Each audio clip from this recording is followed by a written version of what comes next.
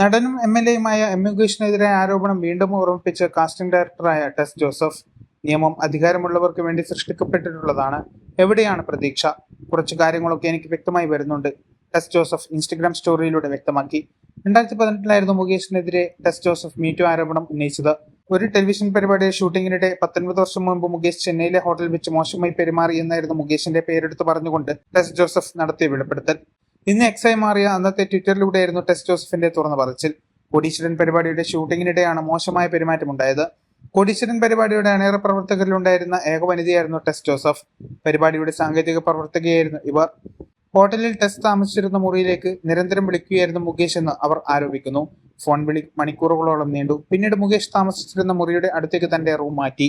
ഇതോടെ ഭയപ്പെട്ടു പോയ താൻ പരിപാടി നിയന്ത്രിച്ചിരുന്ന ഡെറിക് ഒബ്രയാനെ വിവരം അറിയിച്ചു. മണിക്കൂറുകൾക്കുള്ളിൽ തന്നെ നാട്ടിലേക്ക് മടങ്ങാനുള്ള വിമാന ടിക്കറ്റ് അദ്ദേഹം ഇടപെട്ട് സംഘടിപ്പിച്ചു തന്നുവെന്നും ടെസ് ജോസഫ് അന്ന് വ്യക്തമാക്കി. അതേസമയം തനിക്ക് ഇങ്ങനെ ഒരു സംഭവം ഓർമ്മ പോലുമില്ലെന്നായിരുന്നു മുകേഷ് അന്ന് നടത്തിയ പ്രതികരണം. ടെസ് ജോസഫ് എന്ന കുട്ടിയെ തനിക്ക് ഓർമ്മ പോലുമില്ല. ആരോപണം ശരിയാണെങ്കിൽ അവർ ഇത്രകാലം എവിടെയായിരുന്നു എന്നായിരുന്നു മുകേഷിന്റെ വാക്കുകൾ. ടെലിവിഷൻ ഷോ വർഷങ്ങൾക്ക് മുമ്പ് നടന്നതാണ്. ആരോപണത്തെക്കുറിച്ച് അറിയില്ല. പെൺകുട്ടിയെ ഓർമ്മ പോലുമില്ല. അതുകൊണ്ട് അവർ എത്രകാലം മൗനം പാലിച്ചു. ഇവരൊക്കെ ഉറക്കമായിരുന്നു. എനിക്ക് ഒന്നും പറയാനില്ല.